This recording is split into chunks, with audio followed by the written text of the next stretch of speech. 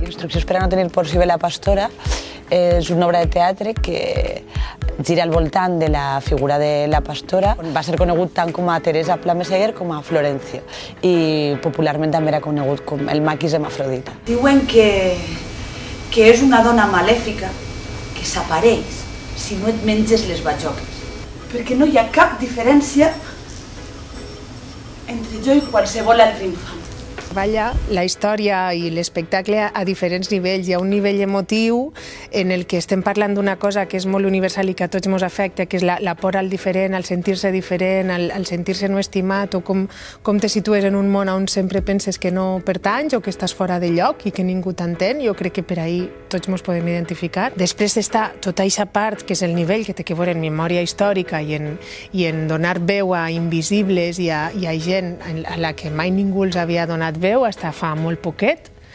I després jo penso que hi ha un tercer nivell que crec que té que veure en el que parlem de les pors i en el que la mateixa forma en si planteja moltíssims dubtes i molts silencis i moltes altres reflexions que van lligades a això però que no tenen que veure en això directament. Teresot, què tens entre les cames? Veniu i contempleu-me! No és el que voleu? Què passa, que no ho vols dir, no? Però sí que devia estimar, no? Pero se van a los maquis en la intención de cargarse al teniente.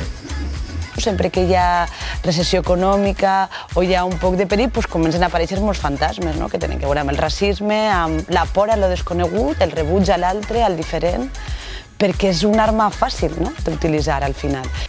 No, Durruti per la fama, però no per la ideologia. No, perdona, jo no vull ser especial, en les coses grosses almenys no ho vull. allà li faran un reconeixement mèdic que determinarà el seu sexe. Vull dir que Teresa ese dia, pel matí, la Guàrdia Civil, que Teresa, que pel matí... Yo para quedarme así, pues prefería morir de un tiro. Por eso me metí en las guerrillas.